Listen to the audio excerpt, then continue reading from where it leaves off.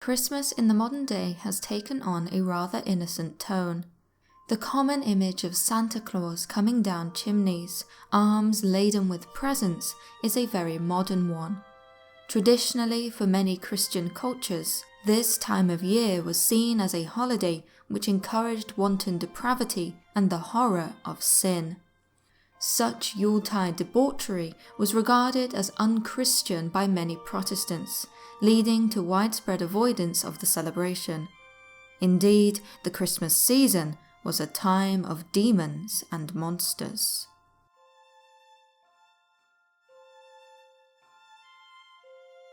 Around the year 2000, on the internet there began to circulate Christmas postcards from the Alpine regions of Europe that depicted an odd tradition hitherto largely unknown to the English-speaking world.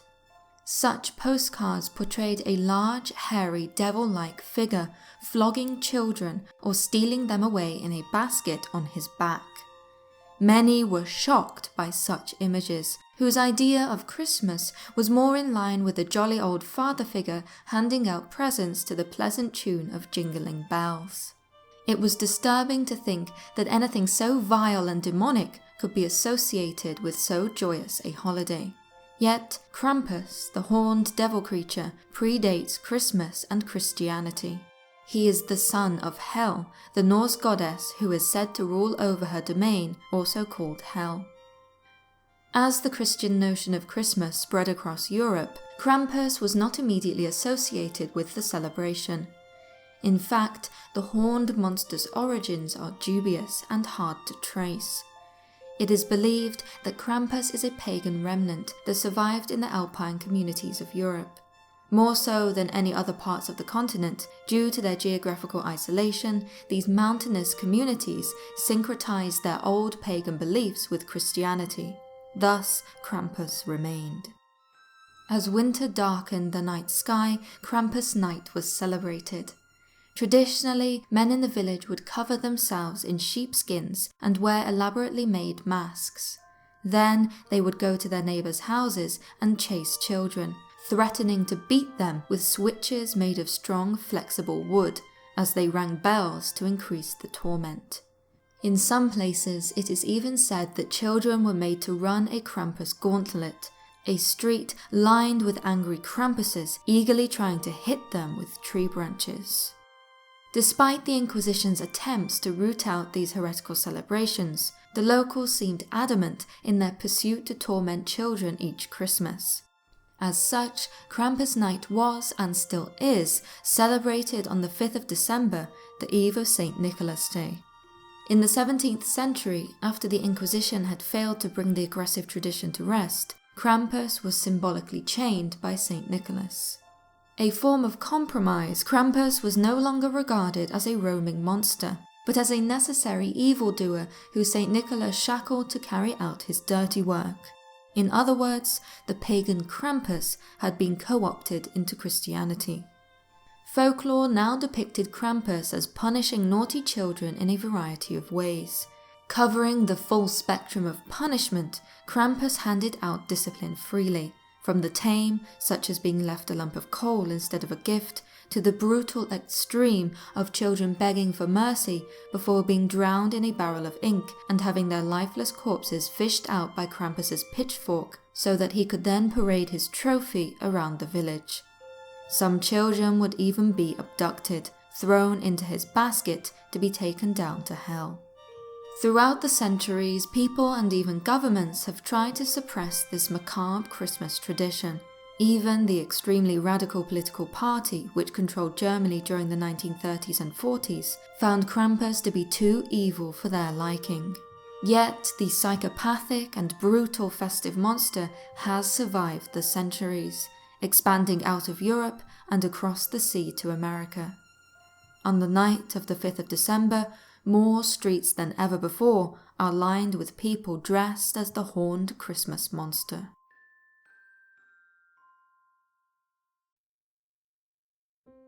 In German tradition, Perchta can be a kind and giving entity who takes the shape of a beautiful woman. She is believed to visit people's homes during the Christmas season and leave a silver coin for those inhabitants she judges to be good. In this way, Perchta is a figure akin to a benevolent goddess of nature. However, folklore tells that there is another side to Frau Perchta. To those who have misbehaved, she appears old and haggard. In fact, she is evil incarnate. Before they are able to run away, naughty children are trapped. The last thing they see is an iron knife plunged into their soft bellies. Next, their innards are removed by Perchta's savage hands. Straw and pebbles are stuffed into the empty cavity which was once a child's stomach. Finally, Perchta sews up the corpse, so that whoever finds the cadaver would not realize what brutal event had taken place. Such a nightmarish tale is meant to serve as warning to naughty children at Christmas time. Be good, or Frau Perchta will come for you. There are said, however, to be some pleasant countermeasures to Perchta's knife that can be employed by anyone, regardless of whether they are naughty or nice. Traditionally, feasting on cakes, herring, dumplings and pancakes is said to repel this feminine fiend. If you eat enough of the right kinds of foods, her knife will simply bounce off your belly. German children are also told that it is important to eat a traditional meal on Perchta Day, the 5th of January. With the feast held in her honour, leaving enough leftovers on the table is said to placate Perchta during her nocturnal visit. However, this too carries danger, for if you do not celebrate with the right sorts of foods, namely those which Perchta likes, then she will still visit you as you sleep in your bed. Just like the naughty children, your innards will be gouged as repayment for the offence. And if she catches you trying to go downstairs to spot her eating your food at night, this creepy Christmas character will blind you, a lesser, but nonetheless brutal punishment.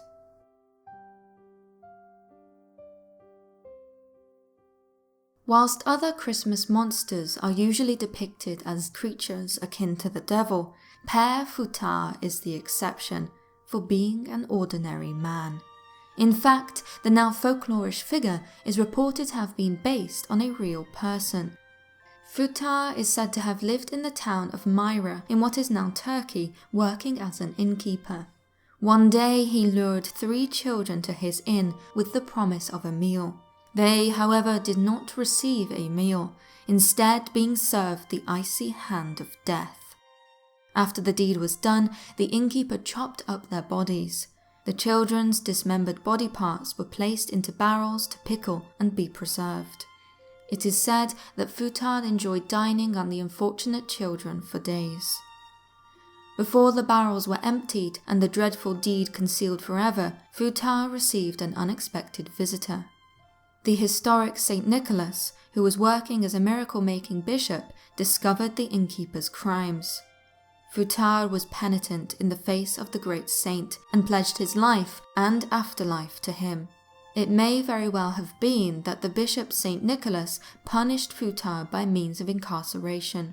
However, folklore remembers the heinous evildoer as being chained to St. Nicholas's will for all eternity, whereby he would help dissuade children from being naughty. From then on, Père Fouettard was given free rein to fulfill his sadistic impulses, indentured to the saint who would later be known by the names Father Christmas and Santa Claus. In eastern France, Fouettard was known to have carried a whipping rod with which to beat children deemed to be naughty.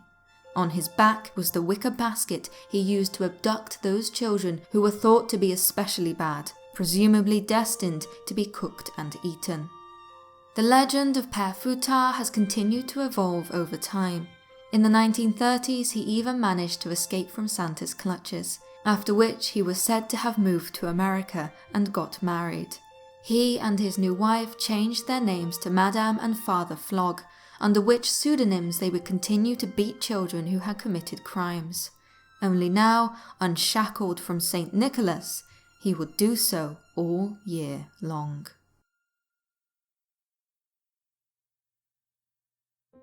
In southeast Europe, it is told that during the 12 nights of Christmas, from the 25th of December to the 6th of January, creatures usually hidden deep within the earth surface to wreak havoc on the living. Their descriptions are varied. In some areas they are described as being tiny goblin creatures who go down people's chimneys and cause destruction. In other areas they are giant reptilian monsters with large claws. Sometimes they are depicted with bright red eyes. What is consistent in their descriptions throughout rural areas in the Balkans is their malevolent nature. Some Kalikantzaroi are said to enjoy pulling pranks, stealing, and generally sowing discord in communities around Christmas. However, their most notorious acts are committed when they slide down chimneys into people's homes. Furniture and household possessions are destroyed, people are savagely beaten, and intestines are indiscriminately ripped from bellies. Folklore also tells how Kalikantzaroi especially desire to kidnap newborn babies during the Christmas period. They regard it as their duty to cause trouble for surface-dwelling mortals. There are, however, several easy ways to deter these vicious vandals. Newborns can be bound in straw and garlic to keep these monsters away. An even simpler method to deter them is to leave a colander outside of your home. As bizarre as it sounds, tradition states that a simple kitchen colander will keep the Kalikantzaroi so occupied that they will not enter your home. For these goblin creatures are incredibly stupid and cannot count beyond the number 2. Thus, feeling the irresistible urge to count all the holes in the colander, these beings will end up spending the entire night counting from 1 to 2 repetitively. All thoughts of mayhem and brutality kept at bay. As the festive season ends, these malevolent imbeciles return underground to resume their evil work. For folklore says that Kalikantzaroi spend the whole year soaring the world tree, the mighty tree of legend which holds our world together. Yet each year, just as they are about to destroy the world, Christmas arrives. And so the Kalikantzaroi must surface and cause mayhem once again. Before I reveal the final Christmas fiend, I would like to talk to you about your Christmas reading. With cold weather outside and festive food aplenty, there is no better time of year to enjoy a good book. With Amazon's Audible 30-day free trial, you can get 2 free, professionally narrated audiobooks, which will be yours to keep, even if you cancel afterwards, which you can do at any time. My personal recommendation would be Stephen King's It. So, when this video is over, be sure to follow my link to your free trial, which can be found in my description below. Among the cornucopia of cannibals, psychopaths, and demons that are said to be bound to Santa to help him punish bad children is the devil himself. In the Czech Republic and other European countries, people traditionally dress up as the devil and Santa Claus and visit different homes. There, Old Saint Nick asks the parents and children themselves if they have been good that year. If both say yes, then gifts are joyfully handed to the children as a reward. If the children have been naughty and confess to being so, Santa chides and tells them to be better behaved for next year. If, however, the children lie to Santa, it is time for the devil to step in. Knowing what is to come, the children usually act hysterically from fear at the mere sight of him, hiding under beds and cowering in corners. Once the devil corners his prey, he slings the naughty children over his back and takes them to hell. At least that is what any other children watching are led to believe. In actuality, they are taken into another room of the house by the costume disciplinarian and scolded, told that they really will go to hell next year if they do not start behaving. Once this is over, all the children, regardless of whether they have been good or not, must sing and dance to appease the devil, without a doubt gripped by nervous fear and racing hearts. The inclusion of the devil in Christmas celebrations has become part of Christian tradition across the centuries. Nowhere is the traditional appearance of the devil during the Christmas season better illustrated than in Dewsbury in the United Kingdom. For over 500 years, Dewsbury Parish Church has honoured the tradition known as the Devil's Knell. For every year that has passed since the birth of Christ, the church bells are rung on Christmas Eve, with the last peal timed perfectly to sound on the stroke of midnight. So this year, on Christmas Eve, the bells will ring an impressive 2017 times. This tradition is taken very seriously. The best bell ringers from across the United Kingdom are brought to Dewsbury to ensure the success of the endeavour. Some say that the ringing of the devil's knell is to commemorate the death of the devil, who died when Christ was born. Others, however, state that if the bells are not rung precisely as instructed, the devil will return on Christmas and bring all of hell with him.